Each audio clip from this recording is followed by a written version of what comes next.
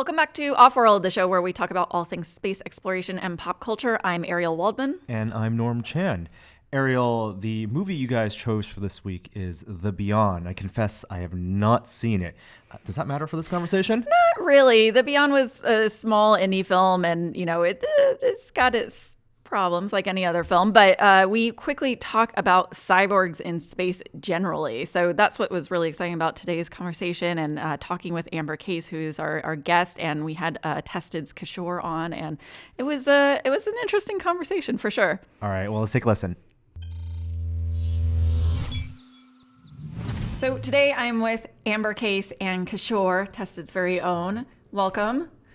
Excited to be here. Nice to be here. Amber, can you explain a little bit about what you do? I've heard you called a cyborg anthropologist. Sure.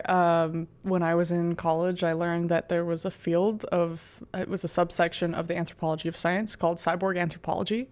And I was growing up as a kid, just doing tech and science and math and being a big fan of that. And then I wanted to major in that in college. And I called my mom's best friend up, who was a math professor. And she said, maybe you should learn something about the humanities, maybe some anthropology, liberal arts, go to a liberal arts school, learn a little bit more about people if you want to make really good tech for them. So I went to a liberal arts college and I found that there was this field called cyborg anthropology, and I immediately said, this is what I want to be, this is what I want to study. I wrote my thesis on cell phones, and I read the Cyborg Handbook as a textbook, and we got to learn all about cyborgs and space and where the word cyborg came from. That sounds way better than my chemistry textbooks in college. But what does a cyborg anthropologist actually what do they study? Sure. Well, actually, one of my professors was one of two anthropologists hired to be on the Human Genome Project. She was studying the interaction between science networks. So Bruno Latour has this thing called actor network theory, that we're actors on networks of humans and non-human subjects. And one of those non-human subjects is information. And so she was studying how information flows through different communities. Cyborg anthropology has been applied to hospitals and childbirth. It has been applied to space travel. It's been applied to a few different things. I'm trying to apply it to the non-human allies or unallies that are on our pockets, that are phones, that cry, and we have to pick them up and soothe them back to sleep. And they get hungry, and we have to plug them into the wall, and the interfaces of them take our attention. They're kind of like the new cigarettes. So the interesting thing about it is that most of the time we think of cyborg as Terminator or RoboCop. And that's kind of the problem. There's this cinematic idea of the cyborg, that it's automatically a military concept, but actually the word cyborg came from a 1960 paper on space travel. And the definition is that it's any organism to which exogenous components are added for the purpose of adapting to new ambient spaces. Sounds like a paper. It's a paper. Kleins and Klein, 1960, and really just means anybody who puts a spacesuit on is a cyborg. But even more, if you put flippers on and go into the ocean as a scuba diver, or if you put on an oxygen tank so you can climb Mount Everest, you're adding something to your external self to adapt to a new environment. And that's really what humans are doing every day. And so we're all cyborgs. A lot of the cyborg development has been a physical extension of yourself. Like a hammer is an extension of your fist, or a knife is an extension of your teeth. But now we have these mental extensions of ourselves, and that's an unstable media. Phones are changing shape and size, and now you can fold them, and it's not really settled. And so this kind of mental extension of ourselves allows us to click a button and hear across the world, but it's really based on the idea of extending ourselves and being part of this larger organism. Yeah, well, I love that the sort of beginning of the word cyborg came from space exploration. So that's what we're actually talking about today, is cyborgs in space. And we all watched one of perhaps the most recent film about cyborgs in space, specifically The Beyond, which was made in 2017, little indie film, not very well known, but I thought that film was a good jumping off point for us to talk about sort of cyborgs and how they're depicted. Kishore, also, I wanted to hear from you, what do you what's your definition of like cyborgs when it comes to pop culture, I guess? Well, first of all, it's cyborgs in space, yeah. right? With like 8 A's. I mean, I'm a victim of the Hollywood depictions of cyborgs. So I think of like sci-fi shows where it's a merge of biology and technological machinery together into something that is like this merged new kind of creature all into itself. And so I oftentimes think of cyborg in the concept of humanoid, which is not, I think, always the way we have to think about it when it comes to science. So I kind of love the definition of what you're saying, which is like much more of a augmentation than it is just like this complete merging of the two depictions. But yeah, I'm stuck in that RoboCop Terminator mindset. Yeah, well, like in the Beyond. So let's break down like what we actually saw depicted. We saw someone. Oh yeah, it was essentially a military operation where they had figured out how to remove a brain from a human and put it into essentially a robo exoskeleton of sorts.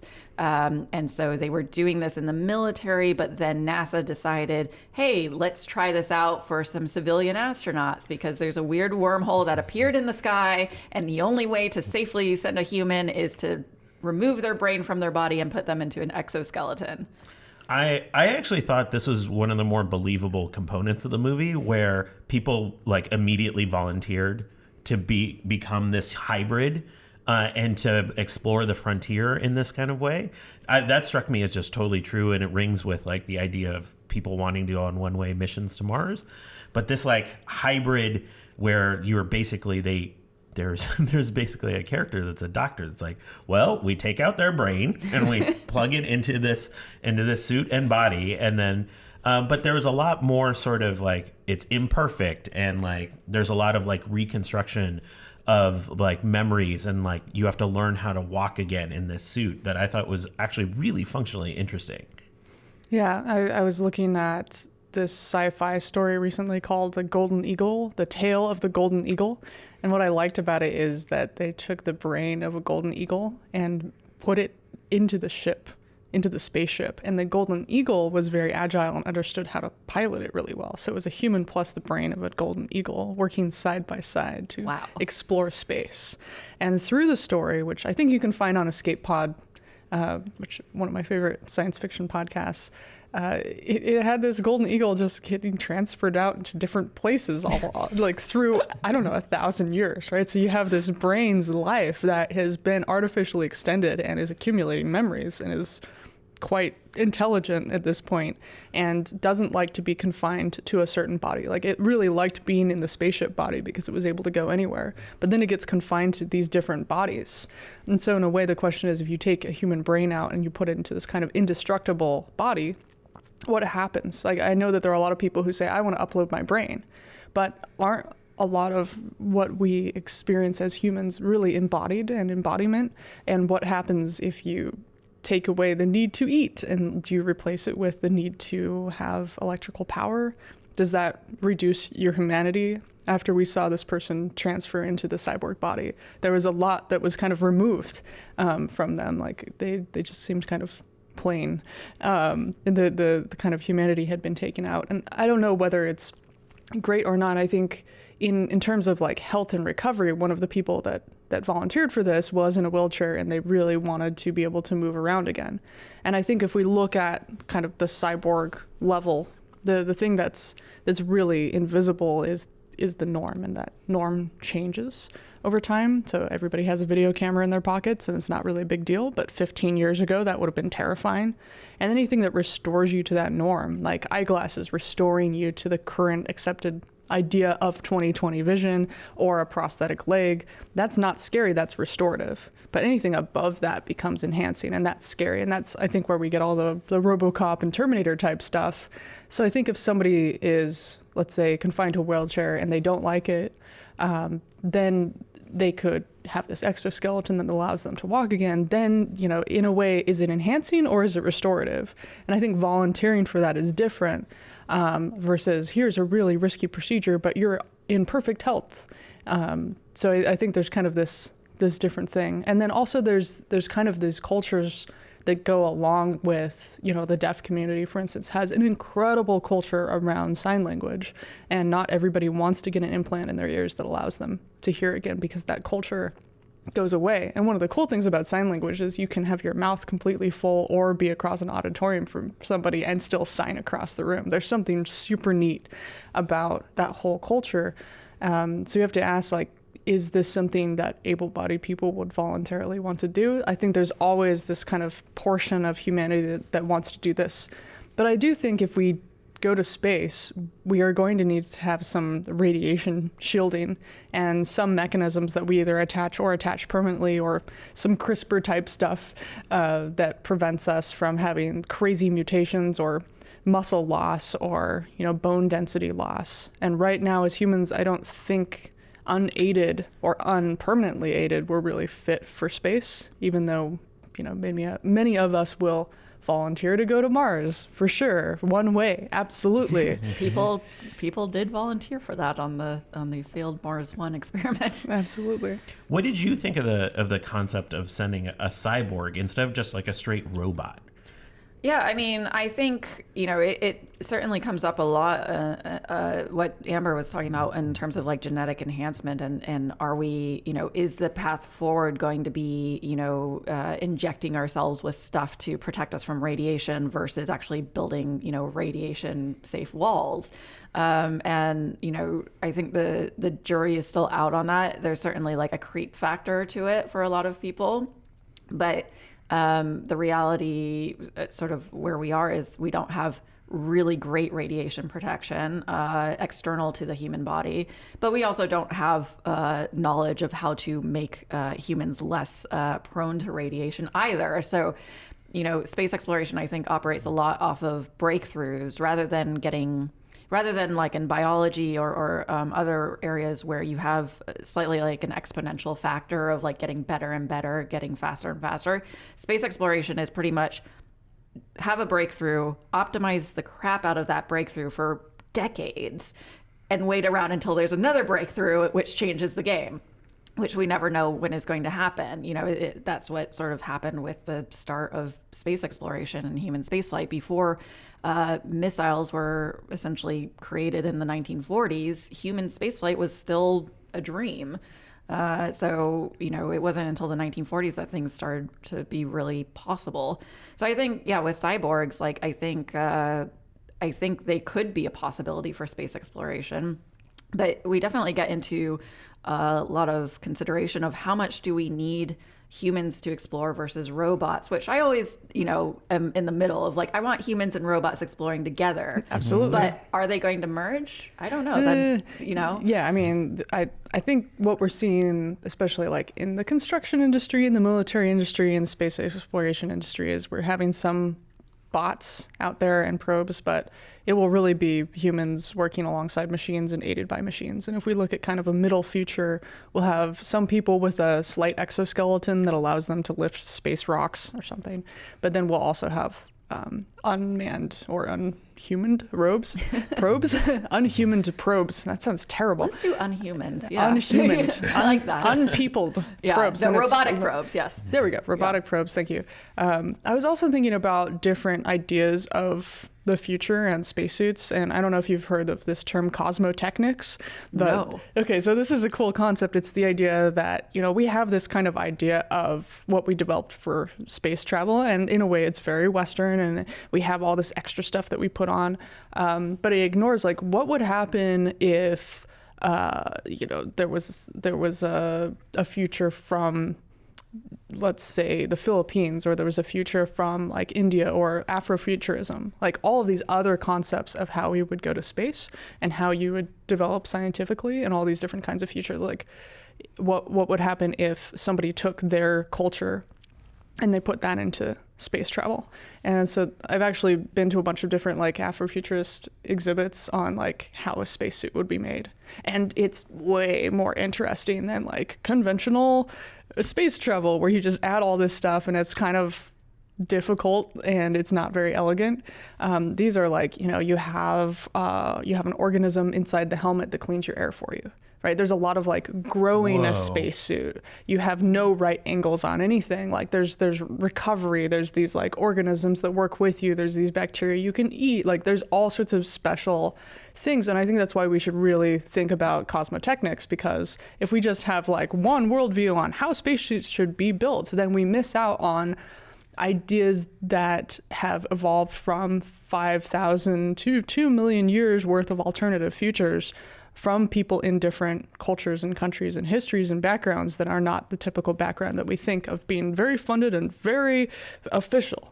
Right. And I think it's really special. Like there's way more interesting stuff that I hope we can bring into the future, especially with like biohacking and stuff like that. This is totally blowing my mind. Well, like, because like the picture You're a bio of, nerd. No, it's also like I'm stuck in this frame of reference where it's like there's a certain way that we send stuff into space that's like clinical, and it has this sort of like type of engineering applied to it. Yeah. And to like kind of break that apart like opens up a whole new idea. And like even this movie is stuck in some of those frames of reference still. Yeah. Even though and I think one of the things about this film that is interesting and a good approach is that it's an indie film, and there needs to be indie films, and there needs to be funding for kind of these unofficial projects done within constraints that maybe the pacing of the film wasn't exactly great, and maybe it didn't resolve properly, and maybe it didn't matter in the whatever. But the fact is that it explored a bunch of things that were a little bit separate from what we usually see explored in like a very highly funded feature film. And we need to have like, I want to see what a film would look like from Senegal. Like I want to see what a film would look like from Tasmania. I want to see what an Australian film version of this would look like. Let's have right now, we need to think really interestingly about how we're going to do this stuff, because we have the ability to grow stuff. We have the ability to engineer stuff. If we're locked into this official 1960s view of what a spacesuit looks like and what space travel looks like, we're missing out on all sorts of cool stuff. Like, what if you used, Venta Black on your spacesuit and it absorbed a lot of the radiation? I love to bring up that because Venta Black is such a complex kind of art object, right? Yeah. Being patented by Anish Kapoor and nobody else can use it. And then, but it absorbs all of this light. Or just trying to figure out other materials, like when, and also how the space race led to a lot of domestic objects. Like all of the space travel, I feel like we explored internally.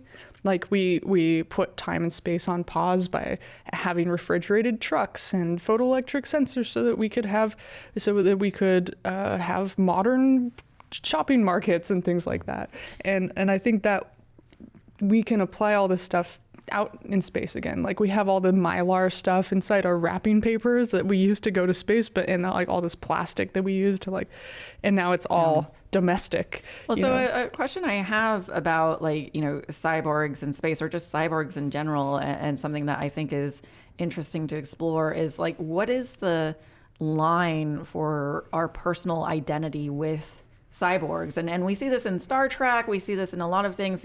Trust seems to be a common problem with cyborgs, where like a cyborg, we see it in the movie, like a cyborg experiences something, but maybe we can't trust them, or maybe we can't trust them to be on our side. And Kishore, what is your thoughts on in science fiction, where is it where a cyborg is one of us, and then where is it where they're not one of us?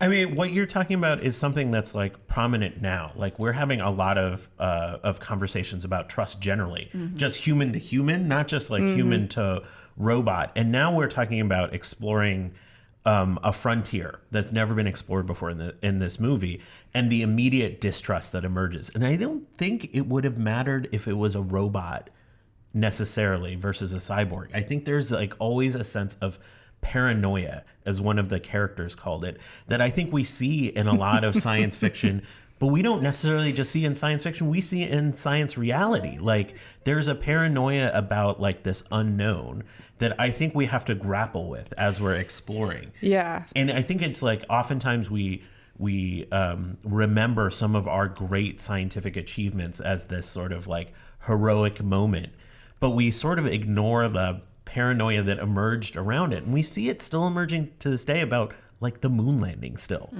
And so I think that paranoia is what this film gets super right, is they immediately distrust. What I think it gets wrong is like on the other side, they're like, we were wrong. We should have trusted. Yeah, show, don't tell. First off, it's hard to do. It's hard to do, especially if it's like a new filmmaker working with a lot of people who are unknown. So I think it's hard to make a film. Kudos to the director. I hope to see more of their work because they should just keep going. But it's hard to make a thing. It's really, really hard to make a thing. But I also think that there's this kind of timeline. Like I think about, it's a very Western-minded thing to automatically panic because maybe there's some colonialism. And so if somebody comes in, they're going to colonize you because you just colonized all these people, right, through history, right? So maybe there's that perspective.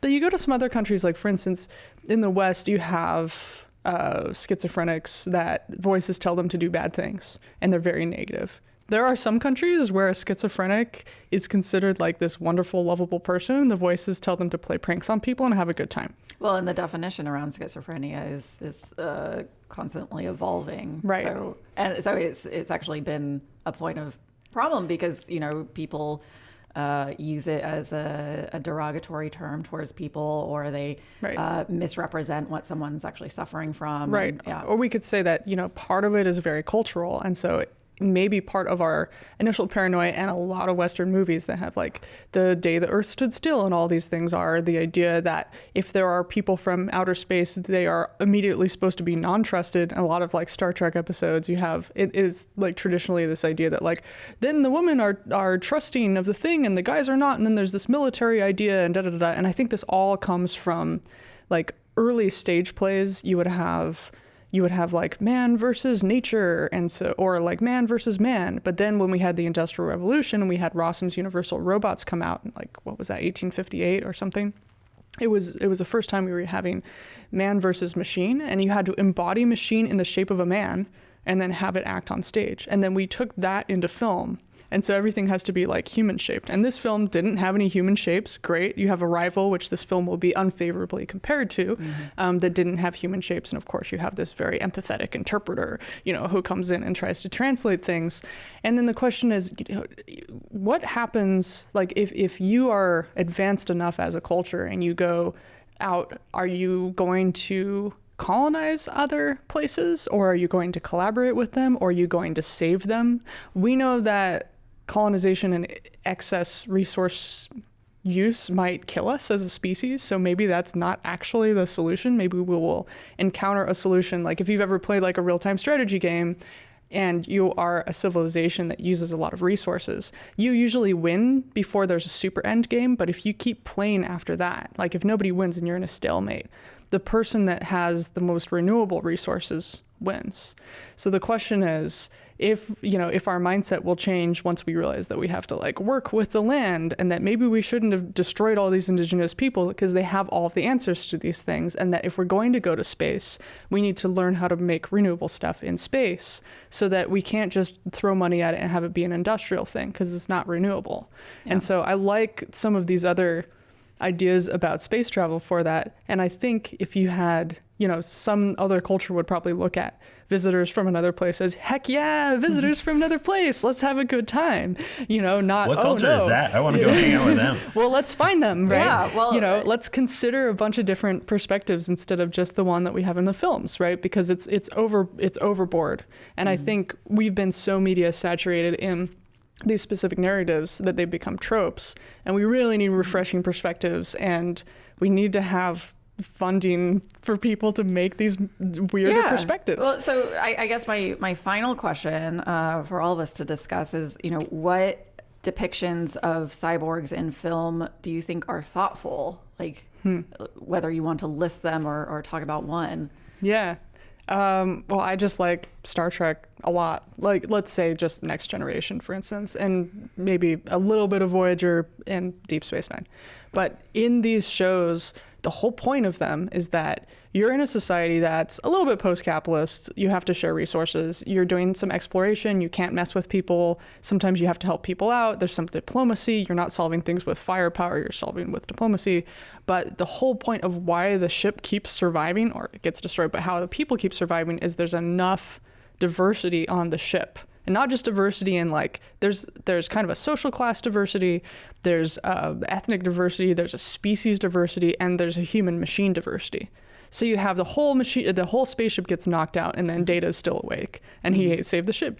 And then sometimes Data takes over the system. Like, for instance, there's security issues, right? So you like Data as sort of like a really thoughtful cyborg, as opposed to the Borg that shows up in Star Trek a lot. Well, the Borg they have usually singular weaknesses, as it was proven, right? With Locutus of Borg being able to like destroy everything, because they're absorbing everything, but they're becoming an all-one culture, which is what I'm afraid of, the planet becoming an all-one thing. You go to all these different countries and they all have the car and they all want this and they all want meat and they all want, it's like, wait. Let's retain the individuality of these cultures, because it's not only interesting, but like, why do we want a planet where everything's exactly the same? That's super boring. Like, that's the singularity. Like, we thought that the internet was fun because we had cats and newspaper. But now we're in like the top moment of the singularity, and it's depressing, and we're messing with each other, and we're online, and we're ad-sponsored misery. And I don't think that's a great singularity. Like, I think the diversity is much more interesting, and because you're always surprised, and you can always explore, and you can always learn. So, Data is one example, but Geordi's another example, because he has better vision than everybody else. It's not just restorative like glasses. He can see all sorts of stuff, right? Yeah. That's Kishore, where what do you think? I think that's where it's interesting, because I think there's this trope in a lot of science fiction where it's the augmentation is about making you more human. And I find that like kind of like boring now, because I don't see humans as like any sort of object of perfection. Or anything to sort of like necessarily go after. I actually really like River Tam from Firefly and Serenity. Totally augmented, grappled with a lot of times with the ramifications of that augmentation a lot. Had human frailty on display alongside with the augmentation, and just was like imperfect from start to finish. And I love that. Isn't that why we like trees and nature? Because it's imperfect? Yeah. And well, I mean, for me, it's like the sort of enhancements that I think were really thoughtful. I actually liked the depiction of the Borg a lot in Star Trek, specifically because of their ability to tap into a hive mind, which I think is something that is definitely not human, but I would be really fascinated to know what that's like. It's unfortunate that, in that depiction, they're so evil. But yeah, I think I would like it as more of like a one culture's evil is another's. Well, in this series, I think it was that the Ferengi were supposed to be the villains, but then they became laughable, so then they had to have a really scary. I mean, I remember seeing TNG when it was first on air and watching it from like the age of 2, right? My earliest memories are TNG, watching it at the foot of the bed with my parents. And I remember seeing the Borg cube for the first time and flipping out. And part of my question is like, are we becoming the Borg? Like, is this connection to this thing? Like, are we becoming bacteria? Are we becoming like, if we're all connected, what other things are all super connected? Yeah. Is it fungus? Like, what is it? Maybe we are fungus. Maybe we're fungus. But I'm going to leave it on that. Maybe we are fungus. Thank you so much for being on the show today. Thanks. It was great. So we left that discussion talking about how maybe we should all be fungus, or we are all fungus. I don't know. We were talking about cyborgs in space, and specifically how they can really range from everything to human augmentation to things that are post-human and completely unidentifiable as human. That's what I really love about that conversation. Listening to you guys talk really expanded the definition of cyborg for me as I relate to it in popular culture. When I watch a movie like RoboCop or even a show like Star Trek, those end up being pretty narrow definitions of cyborgs, and there's just so much to think about in that space. Yeah, absolutely. I think we really dove into how there's a lot of different depictions that we've seen in film, but really there's actually a lot more out there that we haven't seen in film, and that I really hope we get to see with future films, and people get more funding to do interesting movies that explore these sort of unknown areas of cyborgs. Well, let us know out there what you think about cyborgs in space or even in popular media, whether there's a portrayal of cybernetic cyborgs that we don't traditionally think of as cyborgs, and we'd love to know your thoughts in the comments below. And remind you that Offworld is also available as a podcast. If you go to tested.com/Offworld, you can find our backlog library there. Lots of great episodes, fun discussions, Ariel, you have with our guests. And thank you all for listening.